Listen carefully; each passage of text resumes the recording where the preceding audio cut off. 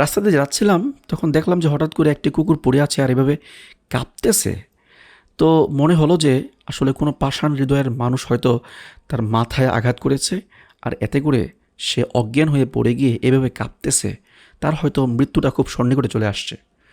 আমরা মানুষরা এতটাই নির্দয় হয়ে গেছি যে যে প্রাণীগুলো আমাদের আশপাশে থাকে, অবলা প্রাণী, তারা কোনো বিরক্ত করলেই তাদের গায়ে আমরা জোরে আঘাত করি, ভারী কিছু দিয়ে আঘাত করি, আর এতে ওরা কষ্ট পায়। এমনকি কোনো কোনো ক্ষেত্রে এদের মৃত্যুও ঘটে।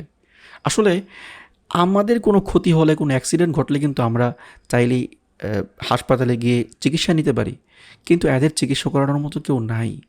এদেরকে কেউ টাকাও দিবে না, এদেরকে চিকিৎসা কেউ করাবে না। এজন্যে এদের প্রতি একটু দয়ালু হন। আল্লাহ নবী সাল্লাল্লাহু আলাইহি ওয়াসাল্লাম এই প্রাণীগুলোর প্রতি দয়ালু হতেই বলেছেন। আল্লাহ নবী সাল্লাল্লাহু আলাইহি ওয়াসাল্লাম বলেন, ইরহামু মান ফিল আরদ ইয়ারহামুকুম মান ফিস সামা। তোমরা দুনিয়াতে যে প্রাণীগুলো আছে, যারা আছে, প্রত্যেকের প্রতি তোমরা অনুগ্রহ করো।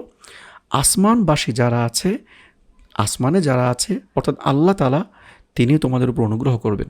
তো আল্লাহর অনুগ্রহ চাইলে কিন্তু অবশ্যই এই অবলা প্রাণীদের প্রতি আমাদের অনুগ্রহ অবশ্যই করতে হবে।